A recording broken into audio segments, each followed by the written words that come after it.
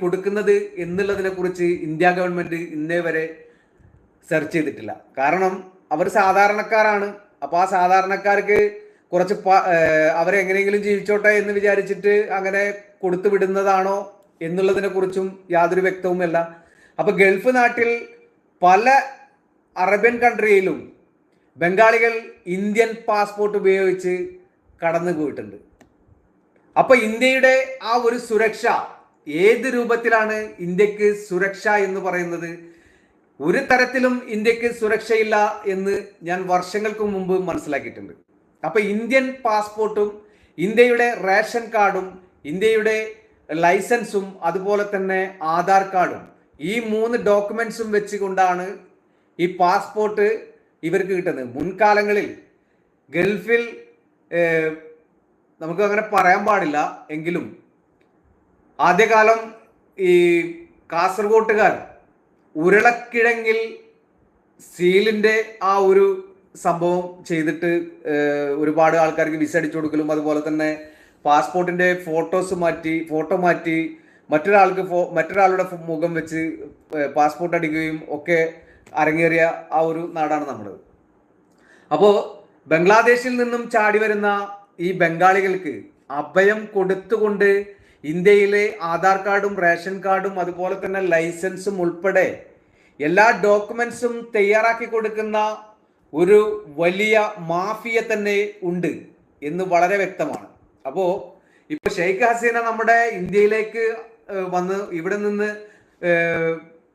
English രാജ്യങ്ങളിലേക്ക് പോകണം എന്നുള്ള ഒരു സൂചനയാണ് ഉണ്ടായിരുന്നത്. പക്ഷേ ഇനി ഇന്ത്യയിൽ തന്നെ തുടരും എന്നാണ് അറിയുന്നത്. അപ്പൊ എന്തിന്റെ അടിസ്ഥാനത്തിലാണ് ഷെയ്ഖ് ഹസീനയ്ക്ക് ഇന്ത്യയുടെ ആ ഒരു ഭരണാധികാരികൾ രക്ഷാ കവചം ഒരുക്കിയിട്ടുള്ളത് എന്നുള്ളതിനെ കുറിച്ച് മനസ്സിലാകുന്നില്ല. കാരണം ചില സിനിമകളിലൊക്കെ നമ്മൾ കണ്ടിട്ടുണ്ട്, ഓരോ നടന്മാരെയും ആക്രമിക്കാൻ വേണ്ടി അവരുടെ പിന്നിൽ ഒഴുകിയെത്തുന്ന ജനക്കൂട്ടത്തെ നമ്മൾ കണ്ടിട്ടുണ്ട്. അതുപോലെ തന്നെ ഒരു പ്രത്യേക രീതിയിലുള്ള ഒരു വേട്ടാളൻ സ്വഭാവമുള്ള വ്യക്തികളാണ് ബംഗാളികൾ. തീർച്ചയായിട്ടും ഇന്ത്യയുടെ ആ ഒരു ഇന്ത്യയും ബംഗ്ലാദേശിന്റെ അതിർത്തിയിൽ നിന്നും ചാടി വന്ന് ഇന്ത്യയിൽ അഭയം പ്രാപിച്ച ഈ പറയുന്ന ബംഗാളികൾക്ക്, ഒറിജിനൽ ബംഗാളികൾക്ക് എങ്ങനെയാണ് ഇന്ത്യൻ പാസ്പോർട്ട് നിർമ്മിച്ചു കൊടുക്കുന്നത്, അതിൻ്റെ അടിസ്ഥാനപരമായിട്ടുള്ള ആ ഒരു ഓഫീസും കാര്യങ്ങളും അതാരാണ് അവിടെ ദുരുപയോഗം ചെയ്യുന്നത് എന്നുള്ളതിനെ കുറിച്ചും വളരെ വ്യക്തമായി നമ്മുടെ ഇന്ത്യ ഗവൺമെന്റ് മനസ്സിലാക്കുകയാണെങ്കിൽ തീർച്ചയായിട്ടും ഇപ്പോൾ അവിടെ ഷെയ്ഖ് ഹസീന വന്നതുമായി ബന്ധപ്പെട്ട് ഈ പറയുന്ന ആ ബോർഡറിൽ ഒരുപാട് മിലിറ്ററിക്കാരെ വിന്യസിപ്പിച്ചിട്ടുണ്ട് എന്ന് പറയുന്നുണ്ട്. ഷെയ്ഖ് ഹസീനയുടെ ഈ ഭരണത്തിൽ തന്നെ ബംഗ്ലാദേശികളെ ഒതുക്കി നിർത്തിയിരുന്ന ഷെയ്ഖ് ഹസീനയുടെ മിലിറ്ററിക്കാർക്ക് അവരെ ഒതുക്കാൻ കഴിയാതെ വന്നിട്ടല്ലേ ആ ഷെയ്ഖ് ഹസീന ആ നാട്ടിൽ നിന്ന് ഇന്ത്യയിലേക്ക് ഓടിയത്. അപ്പോൾ തീർച്ചയായിട്ടും അവർ 10,000 മരിച്ചു വീണാലും അവർ ലക്ഷ്യസ്ഥാനത്തേക്ക് ഇരച്ചു കയറും എന്നുള്ളതിൻ്റെ ഒരു തെളിവും കൂടിയാണ് ഷെയ്ഖ് ഹസീനയുടെ ആ ഒരു വീട്ടിൽ കയറി അവരുടെ ബ്രായും അതുപോലെ തന്നെ അടിവസ്ത്രങ്ങളും എടുത്തുകൊണ്ടുവന്ന് ആ ബിൽഡിങ്ങിന്റെ മുകളിൽ നിന്ന് ഒരു ബംഗ്ലാദേശി ആ ബ്രാ ഇങ്ങനെ കറക്റ്റായിട്ട് കാണിച്ചിട്ട് പറയുന്നുണ്ട് ഇത് ഷെയ്ഖ് ഹസീനയുടേതാണ് എന്ന് പറയുന്നുണ്ട്. അപ്പൊ അത്രയും വളരെ മോശമാക്കി ആ ഒരു ബംഗ്ലാദേശ് 15 വർഷത്തോളം ഭരിച്ച ഷെയ്ഖ് ഹസീനയെയും കുടുംബത്തെയും വളരെ മോശമാക്കിക്കൊണ്ടാണ് ആ ജനങ്ങൾ തിരിച്ചതും അതുപോലെ തന്നെ ആ പ്രക്ഷോഭം ആളിക്കത്തിച്ചതും. ഇപ്പോ ഷെയ്ഖ്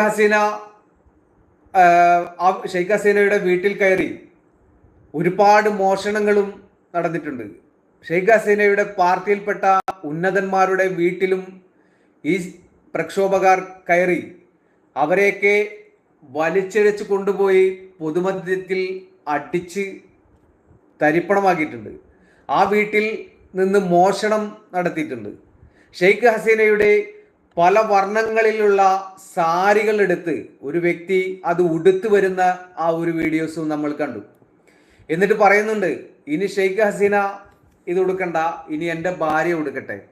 അടുത്ത തെരഞ്ഞെടുപ്പിൽ എൻ്റെ ഭാര്യയെ നിർത്തിക്കൊണ്ട് ബംഗ്ലാദേശ് ഭരിക്കുന്ന ആ ഒരു പ്രധാനമന്ത്രി സ്ഥാനത്തേക്ക് എൻ്റെ ഭാര്യയെ ഇനി ഞാൻ കൊണ്ടുവന്നോളാം എന്ന് ഒരു സാധാരണക്കാരനാണ് പറയുന്നത്. അപ്പോൾ അവിടുത്തെ ആ ഒരു പോലീസും അതുപോലെ തന്നെ പട്ടാളക്കാരും ആ ജനങ്ങൾക്ക് സപ്പോർട്ട് ചെയ്യുന്ന മറ്റൊരു വീഡിയോയും ഞാൻ കണ്ടു. ഷെയ്ഖ് ഹസീനയുടെ ഓഫീസിൽ കയറി ആ ഓഫീസിലിരിക്കുന്ന ഷെയ്ഖ് ഹസീനയുടെ ഫോട്ടോയും അതിനോടനുബന്ധിച്ചിരിക്കുന്ന മറ്റൊരു വ്യക്തിയുടെ ഫോട്ടോയും എടുത്ത് ഒരു പട്ടാളക്കാരൻ, ആ ഒരു ബംഗ്ലാദേശ് പട്ടാളക്കാരൻ എടുത്ത് നിലത്ത് എറിഞ്ഞ് പൊട്ടിക്കുന്ന ഒരു വീഡിയോയും ഞാൻ കണ്ടു. അപ്പോൾ ഇനി ആ നാട് പട്ടാള ഭരണത്തിൽ കൊണ്ടുവരും. പട്ടാളമാണ് ഇപ്പോൾ താൽക്കാലികമായിട്ട് നിയന്ത്രിക്കുന്നത്. അതുകൊണ്ട് ഇനി പട്ടാളത്തിന്റെ ഭരണമാണ് അവിടെ വരാൻ പോകുന്നത് എന്നൊക്കെ പറയുന്നുണ്ട്. തീർച്ചയായിട്ടും മുൻകാല ചരിത്രങ്ങൾ എടുത്തു നോക്കിയാൽ നമ്മുടെ ബലൂചിസ്ഥാനും അതുപോലെ പാകിസ്ഥാനും ഈ പറയുന്ന ബംഗ്ലാദേശും ഒക്കെ നമ്മുടെ ഇന്ത്യയുടെ മുഗൾ ചക്രവർത്തിമാർ ഭരിച്ചിരുന്ന രാജ്യങ്ങളായിരുന്നു. മുഗളന്മാർ പിടിച്ചെടുത്ത രാജ്യങ്ങളായിരുന്നു. ആ രാജ്യങ്ങൾ ഇന്ത്യ അക്കാലത്ത് ഭരിച്ചു എന്നുള്ളത് വളരെ സത്യസന്ധമായിട്ടുള്ള കാര്യം തന്നെയാണ്. വർഷങ്ങളോളം ഭരിച്ചിട്ടുണ്ട്. അപ്പോൾ ഇനി ഈ പറയുന്ന രാജ്യങ്ങൾ ചില കാര്യങ്ങളുണ്ടല്ലോ നമ്മളുടെ കയ്യിൽ നിന്ന് നഷ്ടപ്പെട്ടു പോകുന്നത് നമ്മൾ അറിയാതെ തന്നെ നമ്മളുടെ കൈകളിലേക്ക് വരും എന്ന് പറയുന്നതിൻ്റെ ഒരു സത്യം തന്നെയാണ് ഇപ്പോൾ പുലർന്നുകൊണ്ടിരിക്കുന്നത്. ഇനി വരും നാളുകളിൽ തന്നെ നമുക്ക് മനസ്സിലാക്കാൻ കഴിയും, കാണാനും കഴിയും. അപ്പോൾ ബംഗ്ലാദേശിൻ്റെ ഈ ഭരണം ഏറ്റെടുക്കും എന്ന് പറഞ്ഞുകൊണ്ട് വേറൊരു വ്യക്തി പ്രത്യക്ഷപ്പെട്ടിട്ടുണ്ട്. ആ വ്യക്തിയെ കൊണ്ടൊന്നും ബംഗ്ലാദേശിനെ മുന്നോട്ട് കൊണ്ടുപോകാനൊന്നും സാധിക്കില്ല എന്ന് നമുക്ക് ഏറെക്കുറെ മനസ്സിലാകും. എന്നാലും ആ വാർത്തയും കൂടി എൻ്റെ സഹോദരങ്ങൾക്ക് പകർന്നു തരികയാണെങ്കിൽ എനിക്കൊരു മനസമാധാനം കിട്ടും. കാരണം എല്ലാ ന്യൂസും ആരും തപ്പിയെടുത്ത് നോക്കില്ല. ബംഗ്ലാദേശിലെ ഇടക്കാല സർക്കാരിനെ നയിക്കാൻ തയ്യാറാണെന്ന് നോബൽ സമ്മാന ജേതാവ് മുഹമ്മദ് യൂനുസ് പ്രക്ഷോഭകർ അർപ്പിച്ച വിശ്വാസത്തിലൂടെ താൻ ആദരിക്കപ്പെട്ടു എന്ന് വാർത്താ ഏജൻസിയായ നൽകിയ പ്രസ്താവനയിൽ മുഹമ്മദ് യൂനുസ് പറഞ്ഞു. അപ്പോൾ അടുത്ത ഭരണം താൽക്കാലികമായിട്ട് മുഹമ്മദ് യൂനുസിന്റെ കയ്യിൽ എത്തുമെന്നാണ് ഈ വ്യക്തി ഉദ്ദേശിച്ചിട്ടുള്ളത്. തീർച്ചയായിട്ടും അതൊരു അട്ടിമറി തന്നെ അവിടെ നടക്കാൻ സാധ്യതയുണ്ട്. കാരണം ഷെയ്ഖ് ഹസീന എന്ന് പറയുന്ന ആ ബംഗ്ലാദേശിന്റെ പ്രധാനമന്ത്രി അവിടുത്തെ മുക്കും മൂലയും ആ രാജ്യത്തിൻ്റെ നിയമവ്യവസ്ഥകളും വളരെ വ്യക്തമായി അറിയുന്ന ഒരു ലേഡി തന്നെയാണ്. തീർച്ചയായിട്ടും നമ്മുടെ ഇന്ത്യ ഭരിച്ച ഇന്ദിരാഗാന്ധിയെ പോലെ ഇന്ദിരാഗാന്ധിയെക്കാളും ശക്തിയായി നിന്ന ആ ഒരു ഷെയ്ഖ് ഹസീന സ്വന്തം രാജ്യം വിട്ട് മറ്റൊരു രാജ്യത്ത് അഭയം തേടിയിട്ടുണ്ടെങ്കിൽ തീർച്ചയായിട്ടും ആ രാജ്യത്തിൻ്റെ നാശവും അതുപോലെ തന്നെ അവിടെയുള്ള ജനങ്ങളുടെ ആ ഒരു ഇനി വരാൻ പോകുന്നത് മറ്റ് പല രീതിയിൽ കൂടിയാണ്. ഒരു ഇന്ത്യൻ പ്രധാനമന്ത്രി എന്ന് പറയുന്നത് സാധാരണ രൂപത്തിലുള്ള ആളല്ല. നമ്മുടെ രാജ്യത്തേക്ക് മറ്റ് വിദേശ രാജ്യങ്ങളിൽ നിന്ന് ഒഴുകി വരുന്ന ഭക്ഷണ സാധനങ്ങളും അതുപോലെ തന്നെ വസ്ത്രങ്ങളും മറ്റും നമ്മുടെ ആ ഒരു രാജ്യത്തേക്ക് കടക്കണമെന്നുണ്ടെങ്കിൽ തീർച്ചയായിട്ടും അതിൻ്റെതായുള്ള ആ ശക്തമായിട്ടുള്ള ഒരു നിയമ സംവിധാനങ്ങളും മറ്റുമൊക്കെ ഉണ്ട്. അപ്പോൾ അത് പ്രധാനമന്ത്രിമാരുടെ ആ ഒരു കാഴ്ചയിലൂടെ തന്നെയാണ് അത് ആ രാജ്യത്തേക്ക് ഒഴുകിയെത്തുക. അപ്പോൾ പ്രധാനമന്ത്രി ഇല്ലാത്ത ഒരു രാജ്യത്ത് ഇനി ഭക്ഷണ സാധനങ്ങൾ ഏത് രൂപത്തിലാണ് എത്തുക എന്നുള്ളതിനെ കുറിച്ച് ആരും ചോദിക്കരുത്. വരും നാളുകളിൽ ബംഗ്ലാദേശ് പട്ടിണിയുടെ കാലഘട്ടം താണ്ടുമെന്നാണ് മനസ്സിലാക്കുന്നത്. അവർ ചിന്തിച്ചു കൂട്ടുന്നത് താൽക്കാലികമായിട്ട് അവർ കൃഷി ചെയ്യുന്ന ഭക്ഷണ സാധനങ്ങളൊക്കെ അങ്ങനെ കഴിച്ച് അങ്ങനെ ഒതുങ്ങിക്കൂടാം എന്നാണ്. പക്ഷേ ഇനിയുള്ള കാലം അവർക്ക് അവരുടെ കറൻസി പോലും ഉപയോഗിക്കാൻ പോലും പറ്റാത്ത അവസ്ഥയിലേക്കാണ് പോയിക്കൊണ്ടിരിക്കുന്നത്.